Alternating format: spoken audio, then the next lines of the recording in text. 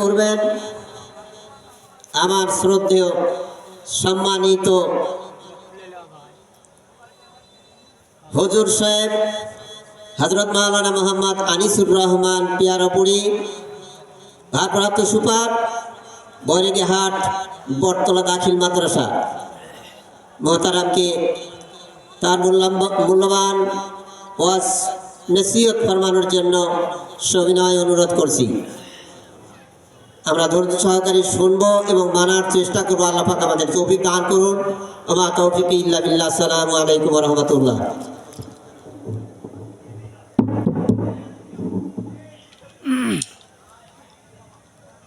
আসসালামু আলাইকুম ওয়া রাহমাতুল্লাহি ওয়া বারাকাতুহু।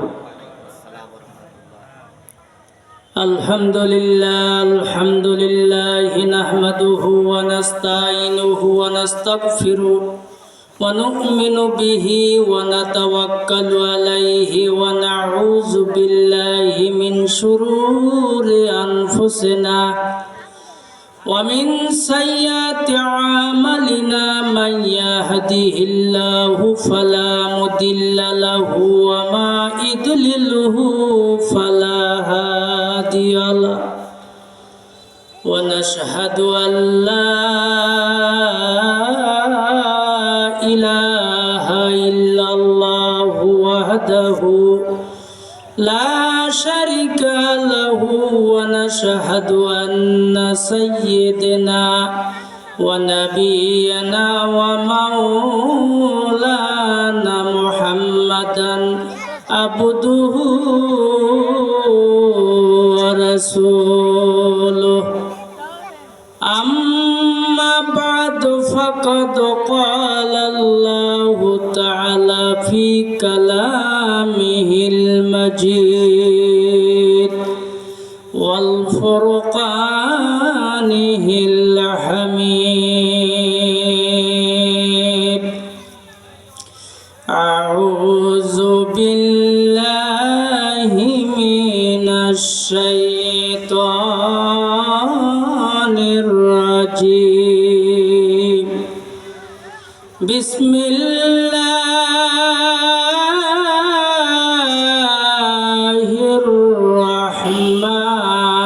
الرحمن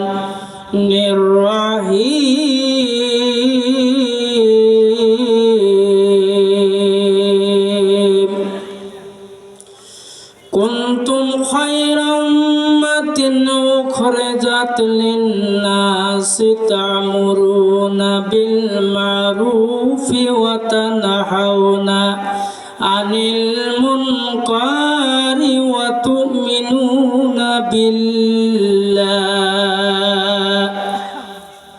وتؤمنون بالله ولو آمن أهل الكتاب لكان خيرا لهم منهم المؤمنون وأكثرهم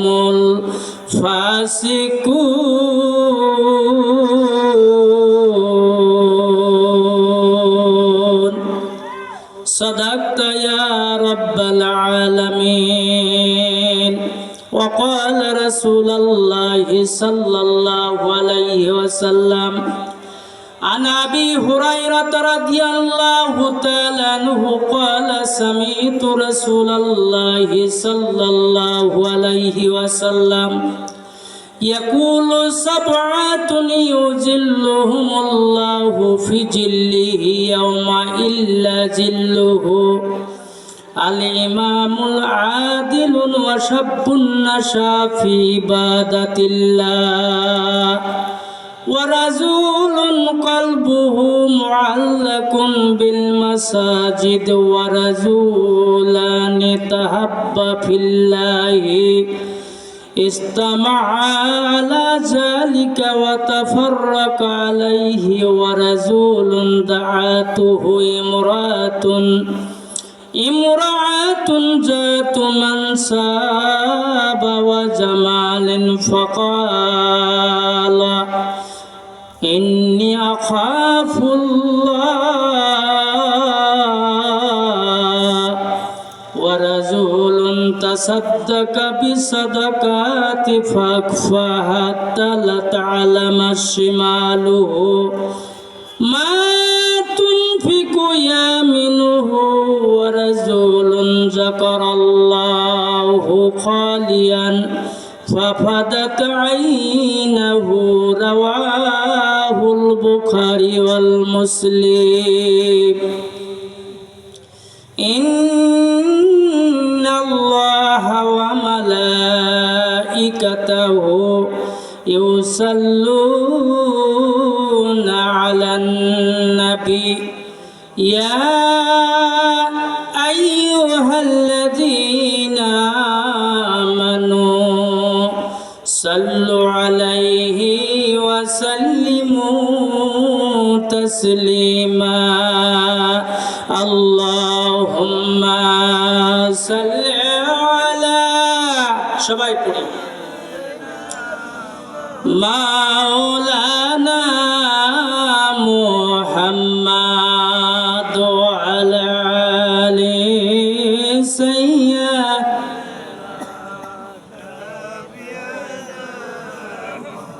কেউ তোমায় পাগল বলে কেউ বা বলে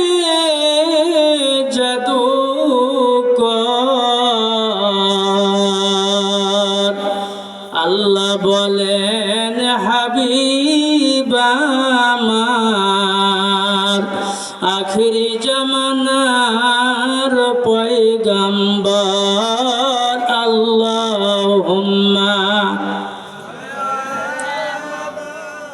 সাইয়্যিদিনা মাওলানা মুহাম্মদ ওয়া আলা আলি সাইয়্যিদিনা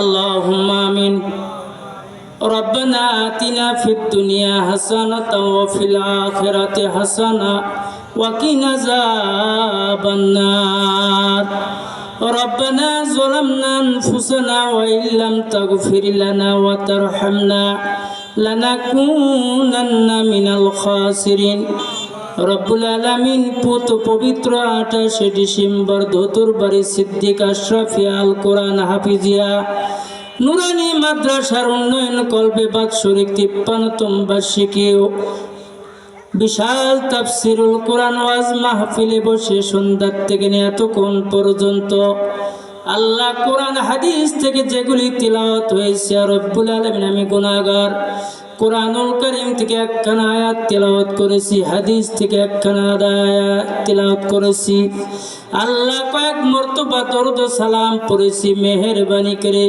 ভুল ভ্রান্তি ক্ষমা করে দিয়ে সবটুকু কোটি গুণ বাড়ায়া দিয়া সোনার মদিনায় নবী পাকের রওজা মোবারকে পৌঁছে দাও আল্লাহ নবীর আল আওলাদ সাহাবায়ে কেরামিন খোলাফায়ে রাশিদিন তাবিঈন মুফাসসিরিন মুহাদ্দিসিন মুহাক্কিকিন আল্লাহ পীর ওলি আল্লাহ গাউস কুতুব দিনদার মুমিন মুসলমান বান্দা বান্দি আল্লাহ দুনিয়া থেকে চির বিদায় নিয়ে কবর দেশে ঘুমায় আছে মালিক দয়া করে তাদের কবরে সব পৌঁছে দাও মাশরিক থেকে মাগরিব শিমাল থেকে জুনুব পর্যন্ত যত বান্দা বান্দি তোমার ডাকে সাড়া দিয়েছে রে আল্লাহ আল্লাহ তাদের জন্য দোয়া করি খাস করে তাদের কবরের রূহ মুবারকে সব পৌঁছে দাও মালিক ধতুরবাড়ির মৌজার ভিতরে আল্লাহ যত বান্দা বান্দি এই আল্লাহ জান্নাতের বাগান লাগায়া দিয়া কবরের মধ্যে শুয়ে আছে মালিক আল্লাহ ওই কবরে সব পৌঁছে দিয়ে কবরগুলিকে রিয়াতুল জান্নাহ বানায়া দাও আল্লাহ অনেকগুলি মানুষকে সঙ্গে লইয়া হাত তুলেছি ওলামায়ে কেরাম হাত তুলেছে তালবি আলেম হাত তুলেছে আল্লাহ তারি বাগা মুরব্বিরা হাত তুলেছে খানায় কাবার মেহমানরা হাত তুলেছে আল্লাহ আমাদের কার হাত কবুল করে নিয়েছো জানি না রব্বুল আলামিন দয়া করে সকলের হাতের ওসিলা করে আমাদের সকলের জিন্দেগির গুনাহ মাফ করে দাও আল্লাহ এই মজলিসের মধ্যে কার জানি মা নাই বাবা নাই রে আল্লাহ। আল্লাহ এতিম সন্তানরাও হাত তুলেছে আমার সঙ্গে, আমার ডান পাশে সভাপতি ভাই, বাম পাশে ওলামাই কেরাম, পেছনে সামনে আল্লাহ তোমার দিনদার পরহেজগার বান্দা বান্দিদেরকে নিয়ে আল্লাহ দোকানে হাত পাতিয়েছি। কোরআনের বদৌলতে তোমার নবীর ওসিলা করে আমাদের সকলের দোয়াগুলি মঞ্জুর করে নাও আল্লাহ। আমাদের মা বাবা কবরে আছে, কবরগুলিকে মাফ করে দাও, জান্নাতের বাগান বানিয়ে দাও।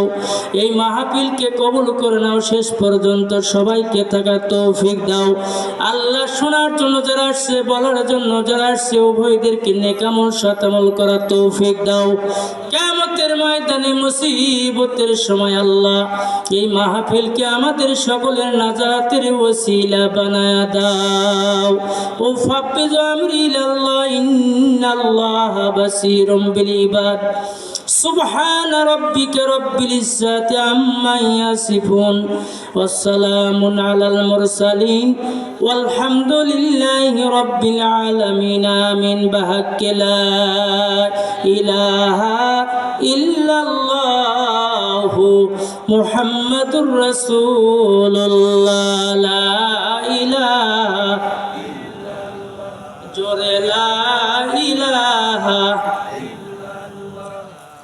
لا إله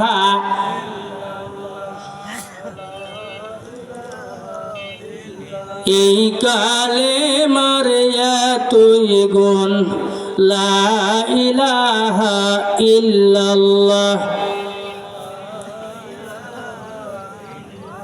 দান কাবা যে কারবালায় তবু হোসাইন মুখে শুধু পারে কালিমা তাইয়্যিবা লা ইলাহা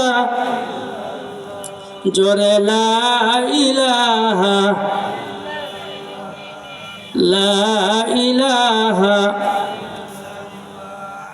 আল্লাহ আল্লাহ আল্লাহু লা ইলাহা ইল্লাহু আল্লাহ আল্লাহু লা ইলাহা ইল্লাহু লা ইলাহা ইল্লাল্লাহু মুহাম্মাদুর রাসূলুল্লাহ।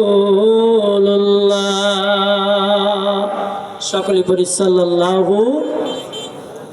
সম্মানিত মুআজ্জাজ মোহতারাম দতুরবাড়ি সিদ্দিকা শফি আল কোরআন হাফিজিয়া নুরানি মাদ্রাসার উন্নয়ন কল্পের 53তম বার্ষিকী ঐতিহাসিক তাফসিরুল কোরআন ওয়াজ মাহফিলের আজকে সভার সম্মানিত সবারই শ্রদ্ধাভাজন সভাপতি জনাব আলহাজ শাহ মোহাম্মদ শামসুদ্দিন রাজা, সভাপতি অত্র মাদ্রাসা, আল্লাহ তেনাকে হায়াতে তৈয়বা দান করুক, সকল পড়ি আল্লাহুম্মা আমিন। সহ সভাপতি করবেন জনাব আলহাজ শাহ মোহাম্মদ মশিউর রহমান, অবসরপ্রাপ্ত সোনালী ব্যাংক কর্মকর্তা, গোপালপুর। আল্লাহ তেনাকে কবুল করুক দিনের জন্য, সকল পড়ি আল্লাহুম্মা আমিন। আজকে প্রধান অতিথি হিসেবে উপস্থিত থাকবেন জননেতা ফারুক কবির আহমেদ, প্রধান অতিথি, প্রধান বক্তা, দ্বিতীয় বক্তা সহ আমার সামনে বসা প্রাণপ্রিয়, কোরআন প্রিয়, রসুল প্রেমিক, আল্লাহর বান্দা, পর্দার অন্তরালে মা ও ভগ্নীগণ, আমার কচিকাচা ভাইয়েরা, ছাত্র ভাইয়েরা, শিক্ষক ভাইয়েরা, তালবে ইলম, মুয়াজ্জিন, মসজিদের ইমাম সাহেব, সকলের প্রতি আমার আন্তরিক সালাম বিনিময় করছি। আসসালামু আলাইকুম ওয়া রাহমাতুল্লাহি ওয়া বারাকাতুহু। কেমন আছেন আপনারা? এই মাহফিল হওয়াতে আপনারা খুশি না বেজার? খুশি, আলহামদুলিল্লাহ। সেই আল্লাহ তাআলার দরবারে শুকরিয়া আদায় করছি যে আল্লাহ তাআলা আমাদের সালাতুল ইশার নামাজ আদায় করার পরে এই জমিনের উপর বসে কোরআনুল কারিমের একটা মাহফিল মজমায় বসতে পেরেছি, আসতে পেরেছি। এজন্য আল্লাহ তাআলার দরবারে শুকরিয়া আদায় করে পড়ি আলহামদুলিল্লাহ। সমস্বরে পড়ি আলহামদুলিল্লাহ। দরুদ ও সালাম বর্ষিত হোক আপনার আমার নবী, সমস্ত আম্বিয়া কিরাম, সমস্ত নবী রাসূলদের সরদার সৈয়দুল মুরসালিন খাতামুন নবীন রাহমাতুল লিল আলামিন জনাবে মুহাম্মদুর রাসূলুল্লাহ সকলে পরি সাল্লাল্লাহু আলাইহি ওয়াসাল্লামের পর অসংখ্যবার দরুদ ও সালাম বর্ষিত হোক সকলে পরি সাল্লাল্লাহু আলাইহি ওয়াসাল্লাম। সম্মানিত হাজিরিন, আজকে যেহেতু কোরআনের মাহফিল, যারা আসলে আমাদের জন্য খুব অশুভনীয় বার্তা, সেটা হলো বাজার। যেখানেই মাহফিল হয় সেখানে এরকম একটা দোকান বাজার লেগে যায়, সেখানে শয়তানি ওয়াসওয়াসা দেয়। কিছু মানুষ বাজারে যায়, কিছু মানুষ আল্লাহর জান্নাতের বাগানে বসে। আপনারা সবচেয়ে বেশি ভালো মানুষ, প্রিয় মানুষ, আল্লাহ প্রিয় বন্ধু হিসেবে কবুল করেছেন, বাছাই করে যাচাই করে আজকে মাহফিলে আসে বসার জন্য তৌফিক করে দিলেন, সেজন্য আরেকবার করি আলহামদুলিল্লাহ। আল্লাহ, আমি সালাম বিনিময় করছি। প্রথমে সালাম দিলে লাভ না লস? লাভ আছে। আল্লাহ রসুল সাল্লাল্লাহু আলাইহি ওয়াসাল্লাম বলেছেন, আসসালামু কাবলাল কালাম, কথা বলার আগে সালাম। কোন মানুষের সঙ্গে, মুসলমান ভাইয়ের সঙ্গে যখনই প্রথম দেখা হবে সঙ্গে সঙ্গে সালাম বিনিময় করবে। সালাম দেওয়া সুন্নত, সালাম দেওয়া সুন্নাত, আর জবাব দেওয়া ওয়াজিব। কোন মানুষ যদি সালাম দেয় তাহলে সঙ্গে সঙ্গে ওয়ালাইকুম আসসালাম ওয়া রাহমাতুল্লাহি ওয়া বারাকাতু যখন বলবে, আল্লাহ রাব্বুল আলামিন ওই বান্দা বান্দির জীবনের গুনাহ আল্লাহ মাফ করে দিবে। সুবহানাল্লাহ। আল্লাহ রসুলের সাহাবী হযরতে আবু বকর সিদ্দিক, হযরতে আমিরুল মুমিনিন ওমর ফারুক রাদিয়াল্লাহু তাআলা আনহু, হযরতে ওসমান জুন্নুরাইন রাদিয়াল্লাহু তাআলা আনহু, হযরতে আলী রাদিয়াল্লাহু তাআলা আনহু, চারজন খোলাফায়ে রাশিদিন। আল্লাহ রসুলের প্রথম সাহাবী হযরতে আবু বকর সিদ্দিক, মুরব্বী মানুষ, শুনে যাচ্ছেন। হযরতে আলী রাদিয়াল্লাহু তাআলা আনহু প্রতিদিনের মতো প্রতিদিন তাকে সালাম বিনিময় করতেন। পরি সুবহানাল্লাহ। একদিন কিছুদিন পরে হযরতে আলী রাদিয়াল্লাহু তাআলা আনহু ঘুমাচ্ছেন। আলী ঘুমাচ্ছেন, সাহাবায়ে কেরাম হুজুরের জামাই হযরতে আলী রাদিয়াল্লাহু তাআলা আনহু ঘুমাচ্ছেন। ঘুমের মধ্যে স্বপ্ন দেখলেন তিনি জান্নাতের মধ্যে প্রবেশ করেছেন। পড়ুন সুবহানাল্লাহ। জান্নাত আমরা কেউ দেখেছি নাকি? কেউ দেখেছেন? না। আল্লাহর নবীর সাহাবী হযরতে আলী রাদিয়াল্লাহু তাআলা আনহু জান্নাতের মধ্যে ঢুকে গেলেন। ঘুরতে দেখলেন তিনার চোখের সামনে একটা চক্ষু পড়ে গেল একটা বিশাল কুরসির উপর। কুরসি মানে চেয়ার, চেয়ারের উপর দেখা গেল সুন্দর একটা চেয়ার। এই চেয়ার দেখার পরে ভাবলেন, লেখা আছে ওই কুরসিতে তারাই পাবে যারা আগে সালাম বিনিময় করবে। জোরে জোরে পড়ি সুবহানাল্লাহ। এটা উনি দেখলেন। আল্লাহর নবীর সাহাবী হযরতে আলী রাদিয়াল্লাহু তাআলা আনহু দেখে তিনি ঘুম ভেঙে গেল। মসজিদের নববীতে নামাজ আদায় করলেন। তিনি রাস্তা দিয়ে যাচ্ছেন, ওই পথে আবু বকর সিদ্দিক রাদিয়াল্লাহু তাআলা আনহু আসতেছেন। উনি সালাম দেওয়ার কথা প্রথম, কিন্তু আবু বকরকে সালাম দিলেন না, তিনি দেরিতে সালাম দিলেন। আবু বকর সিদ্দিক আগে সালাম দিয়ে দিলেন। জোরে জোরে পড়ি সুবহানাল্লাহ। আবু বকর রাদিয়াল্লাহু তাআলা আনহু সালাম দিলেন। দেওয়ার পরে উনি চলে গেলেন। আলী রাদিয়াল্লাহু তাআলা আনহু চলে গেলেন বাড়িতে। হযরতে আবু বকর সিদ্দিক রাদিয়াল্লাহু তাআলা আনহু চলে গেলেন মসজিদে নববীর মধ্যে জোহরের নামাজ আদায় করলেন। আদায় করার পরে নবীজিকে বললেন, ইয়া রাসূলুল্লাহ, ইয়া হাবিবাল্লাহ, হুজুর আপনার আলী বেয়াদব হয়ে গেছে। বলে কারণ কি? বলে, ইয়া রাসূলুল্লাহ, হুজুর এতদিন আপনার হযরতে আলী আমাকে প্রথম সালাম দিত, কিন্তু আজকে তিনি কেন বা সালাম দিলেন না, আমার বুঝে আসে না। সঙ্গে সঙ্গে নবীজি ডাক দিলেন, আলী তুমি কোথায় আছো? লাব্বাইকা বলে উনি হাজির হয়ে গেলেন। বলেন, আলী তুমি কেন আমার মুরব্বী সাহাবীকে সালাম দিলেন না? হযরতে আলী বলেন, ইয়া রাসূলুল্লাহ, ইয়া হাবিবাল্লাহ, হুজুর, আমি গত রাত্রি ঘুমের মধ্যে জান্নাতের মধ্যে প্রবেশ করলাম। জান্নাতের মধ্যে দেখতে পেলাম একটা বিশাল একটা কুরসি। কুরসিতে নাম লেখা আছে, তারা ওই কুরসির ওই চেয়ার পাবে তারাই যারা সর্বপ্রথম সালাম বিনিময় করবে। এই জন্য আমি আবু বকরকে সালাম দিলাম না। আমি আলী মনে মনে ভাবলাম, আমি যদি প্রথম সালাম দেই তাহলে আমার কুরসিটা আমার ভাগ্যে লেগে যাবে। অতএব এইটা সালাম না দিয়ে আমি চুপ রইলাম। আমি আবু বকরকে সালাম দেওয়ার সুযোগ করে দিলাম। নবী গো, আবু বকর আমাকে সালাম দিয়েছে, আমি আল্লাহর কসম দিয়ে বললাম ওই চেয়ারটা আবু বকরের ভাগে আমি বন্টন করে দিলাম। জোরে করে পড়ি সুবহানাল্লাহ। কেমন তাদের চরিত্র, কেমন তাদের আখলাক চরিত্র, আর আমাদের চরিত্র কেমন? বন্ধুগণ, হাদিসের কথা নাই, একটা গল্প মাত্র বলছি আমাদের চরিত্র সম্পর্কে। এক যুবক বিয়ে করতে যাবে। আমরা বিয়ে করি না, অনেক সময় মাইক্রো নিয়ে যাই, হাতি নিয়ে যাই।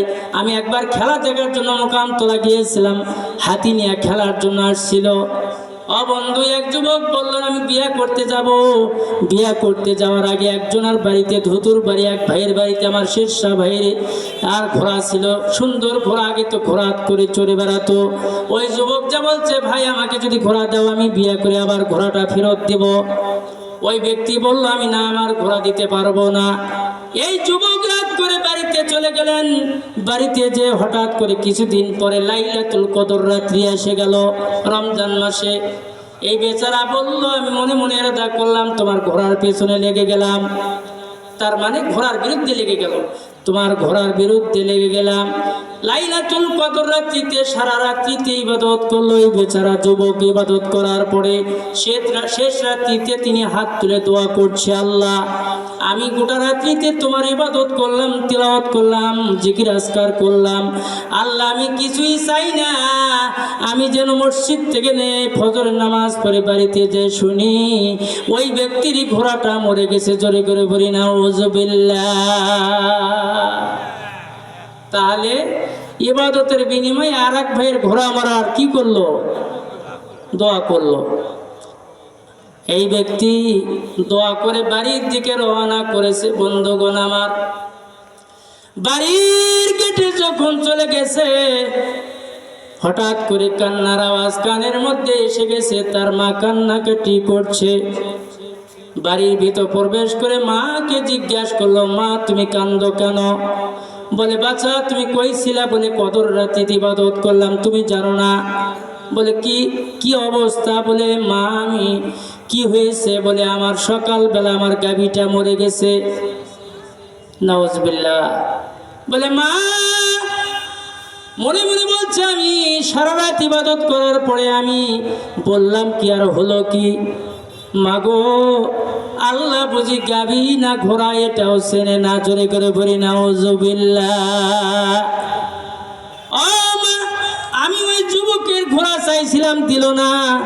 যার কারণে গোটা রাত আমি ইবাদত করার পরে ইবাদতের বিনিময়ে আমার মাবুদের দরবারে দোয়া করেছিলাম, আল্লাহ নামাজ পড়ে যেন আমি শুনি আমার ওই ব্যক্তির ঘোড়াটা মরে গেছে, কিন্তু দেখলাম মা আমার গাভীটা আল্লাহ পাক মৃত্যু দিয়েছে। জোরে করে পড়ি নাউজুবিল্লাহ। আল্লাহ ডাক দেয়া বলছেন, রে যুবক, আমি আল্লাহ ঘোড়া বানাইছি, আমি আল্লাহ, আমি গাভীও বানাইছি আমি আল্লাহ। বুকার বাচ্চা, আমি আল্লাহ চিনি না কোনটা গাভী কোনটা ঘোড়া। কি বলেন, আল্লাহ চেনে না? এই জন্য তুমি অন্য একজনের ঘোড়া মারার দোয়া করেছো। আমি আল্লাহ তোমার আদরের গাভীটা নিয়ে গেলাম। জোরে করে বলি নাউজুবিল্লাহ। আমাদের চরিত্র হলো এরকম, হিংসা চরিত্র। আমি আপনাদের সামনে কোরআনুল কারীম সূরা ইমরানের একটা আয়াত মাত্র তেলাওয়াত করেছি। কুনতুম খায়রা উম্মাতিন উখরিজাত লিন-নাস তা'মুরুনা বিল মা'রুফি ওয়া তানহাউনা আনিল মুনকার ওয়া তু'মিনুনা বিল্লাহি ওয়ালাউ আমানা আহলুল কিতাব লাকানা খায়রান লাহুম মিনহুম মুমিনুনা ওয়া আকসারুহুমুল ফাসিকুন। আল্লাহু আকবার। তোমরা হলে সর্বোত্তম উম্মত, আমরা সবচাইতে দামি উম্মত, দামি উম্মত, দামি উম্মত। কারণ হলো আমার নবীর উম্মত হওয়ার জন্য ঈসা নবী পর্যন্ত আল্লাহর দরবারে আরজি করেছিল। আল্লাহ পাক কবুল করে নিয়েছে। মুসা নবী, ঠেটা নবী দোয়া করেছিল, আল্লাহ আমাকে নবী না বানায়া যদি আখিরি জামানার হাবিবের উম্মত বানাইতা, আমি না কত বড় ধন্য হইতাম। আল্লাহ পাক বলেন, তোমরা হলে সর্বোত্তম উম্মত, তোমাদেরকে মানুষের কল্যাণের জন্য নিয়োজিত করা হয়েছে। মানুষ কল্যাণ পাবে কাতে, সেই দিকে তোমরা বাতলাইয়া দিবে, তোমরা সৎ কাজের আদেশ দিবে, অসৎ কাজ থেকে ফিরাইয়া রাখবে। মুসলমান, এখনকার জামানা এমন খারাপ হয়ে গেছে, আপনার আমার ছেলে নষ্ট হয়ে গেছে শুধুমাত্র একটা মাত্র অ্যান্ড্রয়েড ফোনের কারণে, ফেসবুক ইন্টারনেট দেখার কারণে যুবকরা নষ্ট হয়ে গেছে। ঠিক না বেয়া ঠিক বলছি আমি? অবশ্যই ঠিক। কারণ সারা রাত তারা ফেসবুক ইন্টারনেট দেখে, কিন্তু তারা কোরআন দেখে না, হাদিস দেখে না। যার কারণে ফেসবুক আর ইন্টারনেট দেখলে মাথার ঘেলু নষ্ট করবে। শয়তান জোরে জোরে পড়ি নাউজুবিল্লাহ। কোনো ছেলে যদি বলে, এই তুমি ফেসবুক ইন্টারনেট দেখো কেন? বলছে আপনার টাকাতে আমি মোবাইল কিনছি। ঠিক না? এখন ফকির ফকরনি রাতে মোবাইল, টাচ মোবাইল। ফকির ফকরনিকে ফোন দেয়া বলে, কোন গ্রামে আসো? বলে আমি নিস্কিন চাপর আছি। বলছে ফকির বলছে আমি ধুতুর বাড়িতে আছি।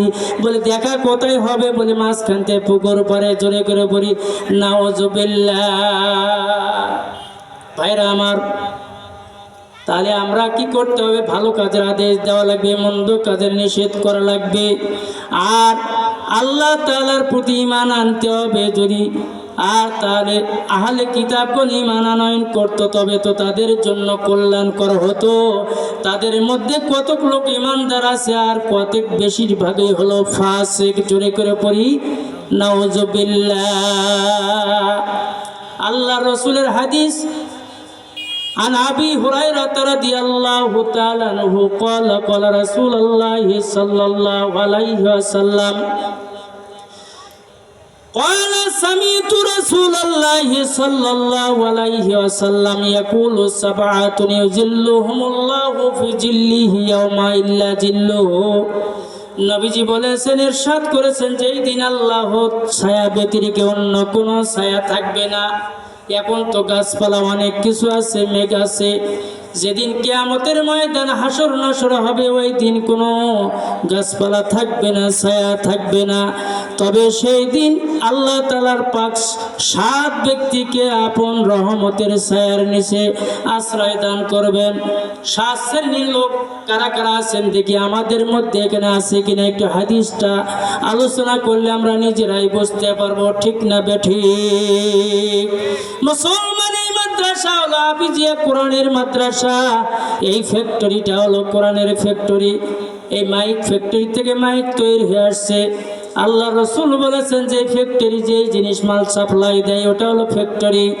আল্লাহ রসুল বলেছেন মাদ্রাসা হলো কোরআনের মাদ্রাসা, হলো কোরআনের লোকগুলি তৈরি করে দিবে, ছাত্র বের করে দিবে, হাফেজ বের করে দিবে, আলেম বের করে দিবে।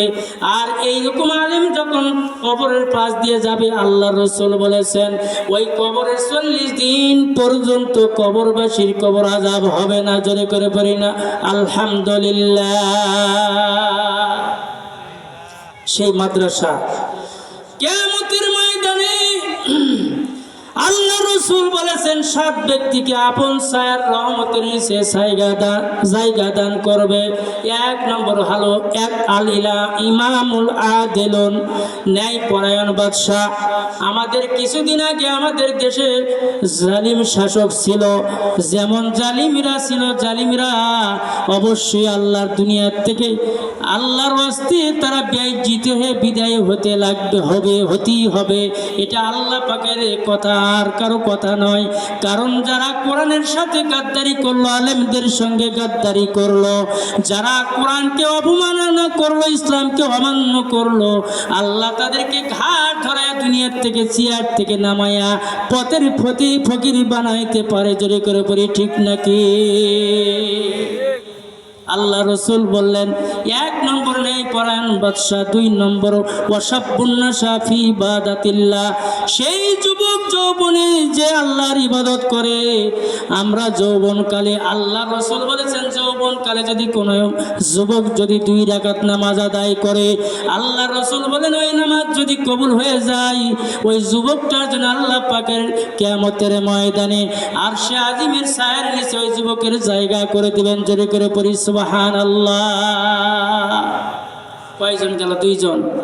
3 নম্বর আল্লাহর হাবিব সাল্লাল্লাহু আলাইহি সাল্লাম বলেছেন ওয়ারাজুলুন কলবুহু মুআল্লাকুন বিল মাসাজিদ, যাহার অন্তর মসজিদের সহিত সংযুক্ত থাকে, এক নামাজ থেকে আরেক নামাজ পর্যন্ত যারা ব্যস্ত থাকে, ব্যাকুল থাকে, মুয়াজ্জিন আযান দেওয়ার কখন সময় হয়ে যায় ওই সময়ের মধ্যে সে অস্থিরতা ভাব প্রকাশ করে।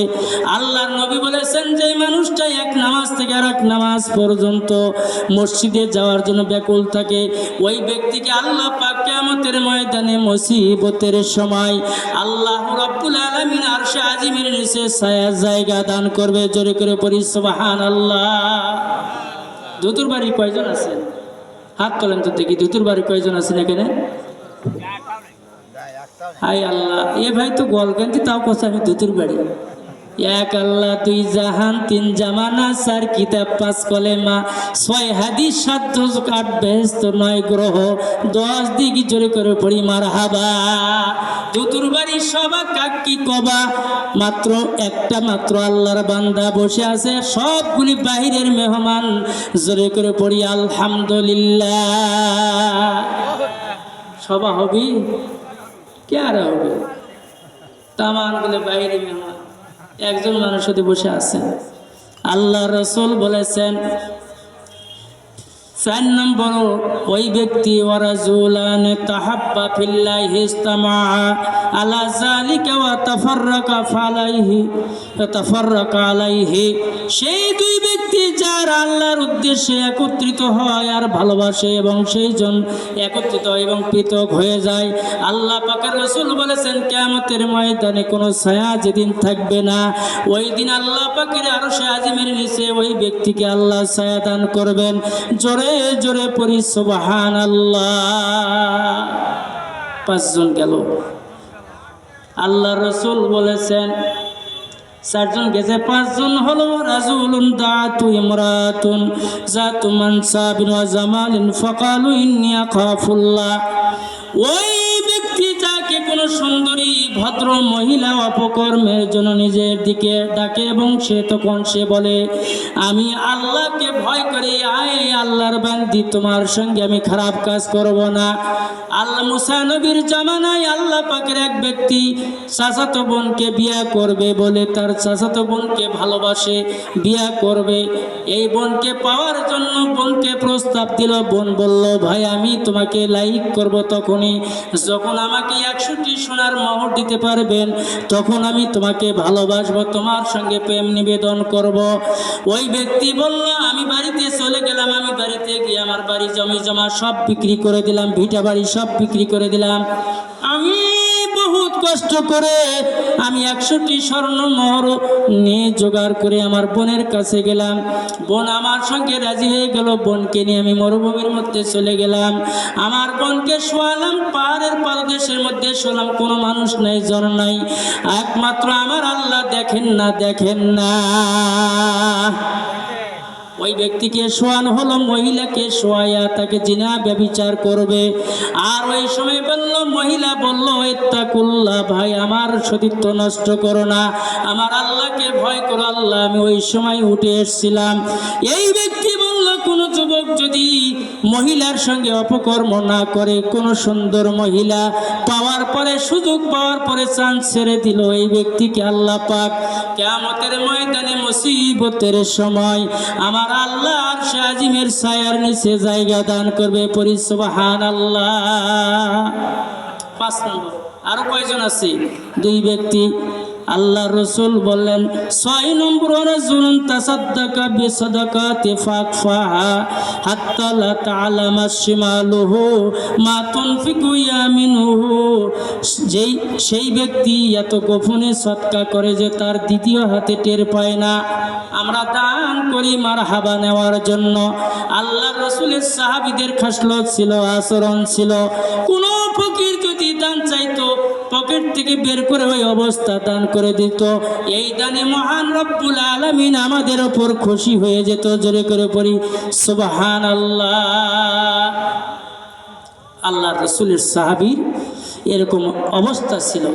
আল্লাহর নবী বলেছেন কোন মানুষ যখন এই ব্যক্তি ভাবে এইভাবে দান করবে, আমার রসুল বলেছেন কিয়ামতের ময়দানে যেদিন 9 থেকে 11টি সূর্যের মুখ দিয়ে তাপ দিতে থাকবে, মানুষের মাথার মগজ গলি গলি, নাক দিয়ে কান দিয়ে, মুখ কান গান দিয়ে বেয়ে বেয়ে পড়বে, মানুষের জিহ্বা নাভি পর্যন্ত পৌঁছে যাবে। মানুষ বলবে ইয়া নাফসি ইয়া নাফসি, আল্লাহ আমাকে ছায়া জায়গা দাও, ছায়া দাও, আমার বাঁচতে পারি না। নিচে মাটি পুরে তামাও হয়ে যাবে। ওই দিন আল্লাহ পাকের যেই ব্যক্তি, যেই বান্দা বান্দিরা আল্লাহর ঘর, মসজিদ, মাদ্রাসায়, ইয়েতিমখানা, ফকির মিসকিনকে দান করে দিল, সদকা করলো, আল্লাহ পাকের রসুল বলেছেন ওই ব্যক্তিকে আল্লাহ পাক কিয়ামতের ময়দানে মুসিবতের সময় আরশে আজিমের ছায়ার নিচে আল্লাহ পাক ওই জায়গায় তাকে দান করবে। পরি সুবহানাল্লাহ।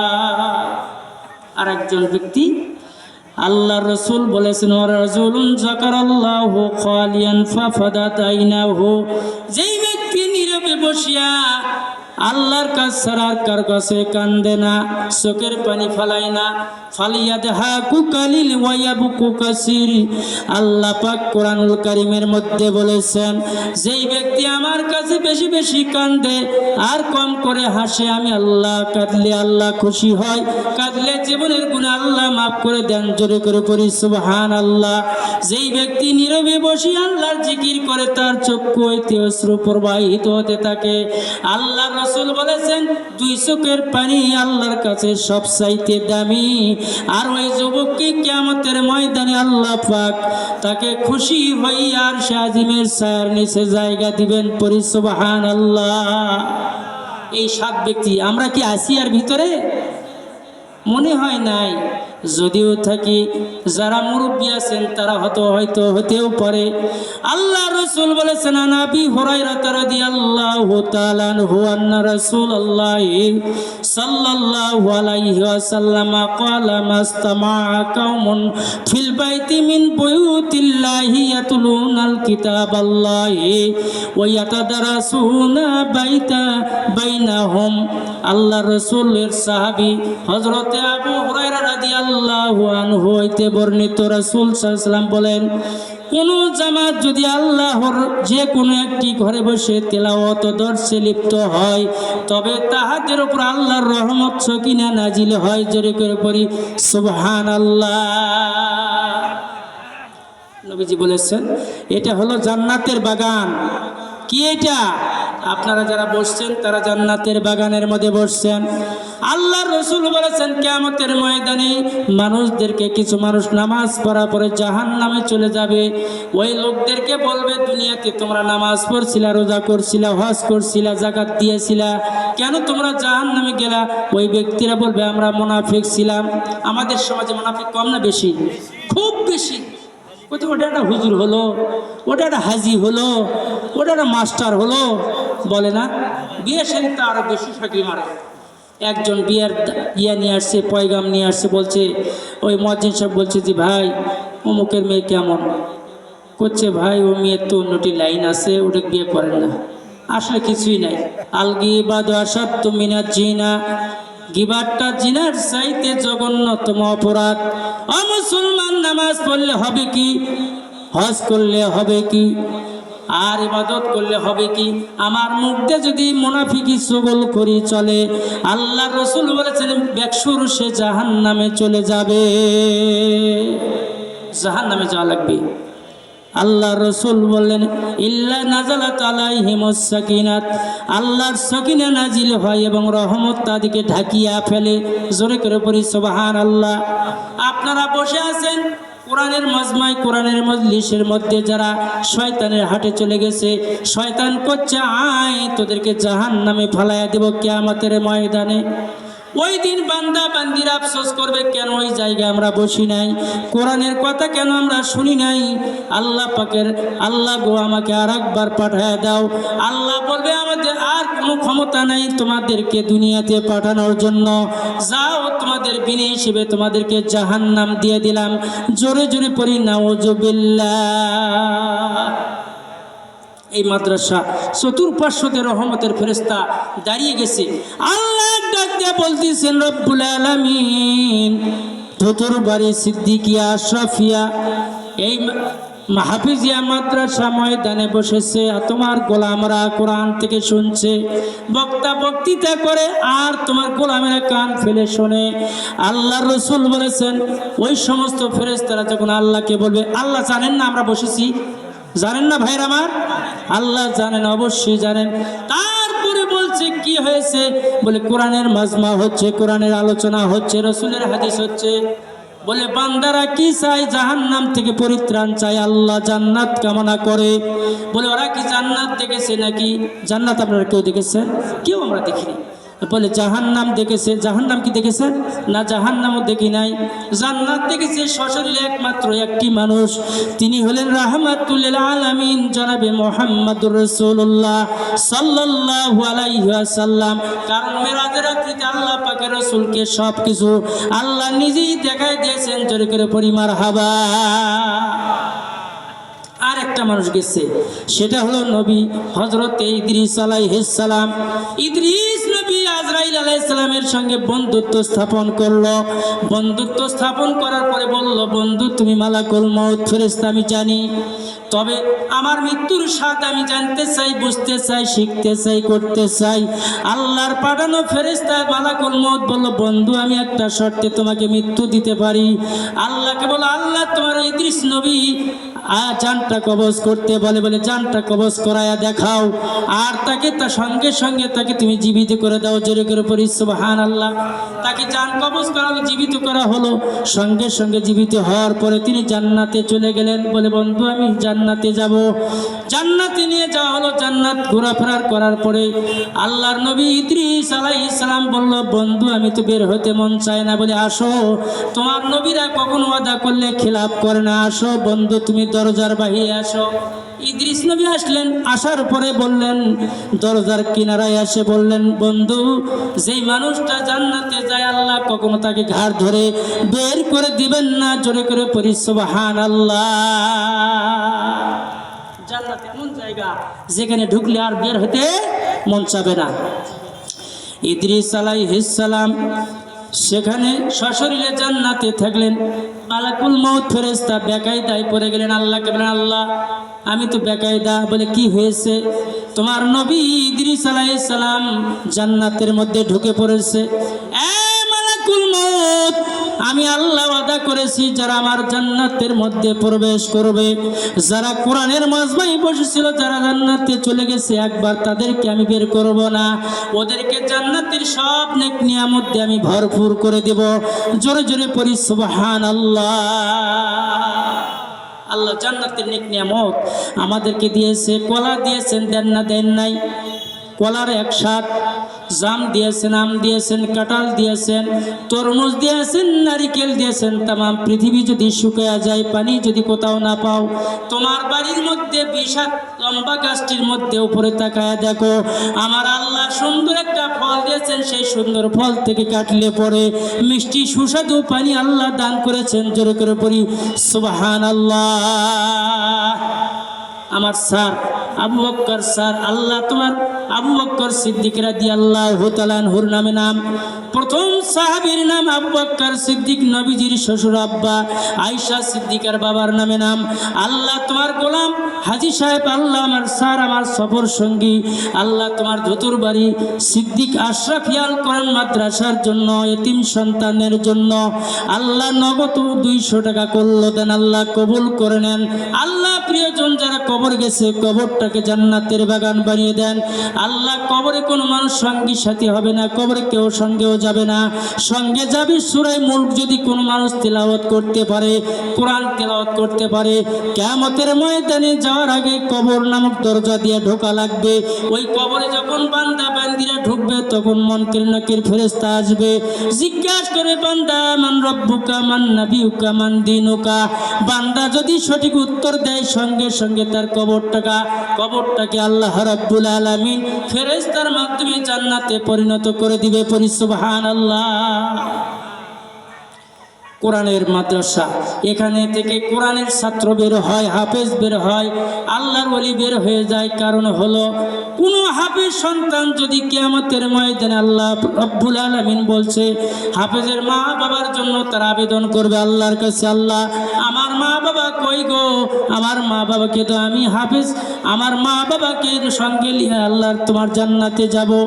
আল্লাহ ডাক দিয়ে বলবেন বান্দা হাফেজ সন্তানরা আফসোস করিস না, তোর মা বাবা আমল না করার কারণে, নামাজ না পড়ার কারণে আমি আল্লাহ নারাজ হইয়া তোর মা বাবাকে জাহান্নাম দিয়েছি। জোরে করে পড়ি নাউজুবিল্লাহ। ওই হাফেজ সন্তান যখন আল্লাহর দরবারে কান্নাকাটি করবে, কোরআন পড়বে, তেলাওয়াত করবে, আল্লাহর সমস্ত কিছু ঝুলতে থাকবে। জোরে করে পড়ি সুবহানাল্লাহ। আল্লাহ পাক রহমতের দরিয়ায় জোশ মেরে যাবে, বলবে এই হাফেজ সন্তানেরা যা ওই জাহান্নাম থেকে তোর বাবা মাকে ধরে নি আমার জান্নাতের মধ্যে ঢুকে যা। পড়ি সুবহানাল্লাহ। অনেক মানুষ হাফেজকে দেখে পারে না, করছে ফকরেলি ভাব। ও মুসলমান, যেই দেশের কোরআনের মূল্য আমাদের কম হয়ে গেছে, কোরআনের মূল্য দেয় না, এই মানুষগুলো হলো না ফরমান, এরা হলো না লায়েক। আল্লাহর রাসূল বলেছেন যেই মানুষরা এই মাদ্রাসাকে কামিয়াব করবে, উজ্জীবিত করবে, সাফল্যমণ্ডিত করবে, দান সদকা করবে, এই দান সদকা করার কারণে আল্লাহ পাক কিয়ামতের ময়দানে নূরের টুপি পরাই আল্লাহ পাক কিয়ামতের ময়দানে উঠাবেন। জোরে করে পড়ি মারহাবা। লিল্লাহি তাকবীর, লিল্লাহি তাকবীর। দ্বিতীয় বক্তার আগমন, দ্বিতীয় বক্তার আগমন মাহফিলের পক্ষ থেকে লিল্লাহি তাকবীর। মারহাবা, আলহামদুলিল্লাহ, মারহাবা। দ্বিতীয় মেহমান এসে পড়েছেন, আমার আর কথা বলার কোনো সুযোগই নেই, কারণ আমাকে সুযোগ দেওয়া হয়েছিল যে পর্যন্ত সে সময় অতিবাহিত হয়ে গেছে। আল্লাহ যেন কবুল করেন। আপনারা বসছেন, আমি চিন্তা করে পারি না, ধুতুর বাড়ি মাত্র একটা দুটো মানুষ বসছে আর বাহিরে মেহমান বসছে, এটাতে সভা হয়, সবাই খালি আত্মীয় নিয়ে ব্যস্ত হয়ে গেছে। আল্লাহ যেন আমাদের সবাইকে এই সভাতে শেষ পর্যন্ত যেন আমাদের সবাইকে থাকার তৌফিক দান করেন। এখন আপনাদের সামনে মূল্যবান কথা বলবেন আমার শ্রদ্ধাভাজন বড় ভাই, আপনাদের সুপরিচিত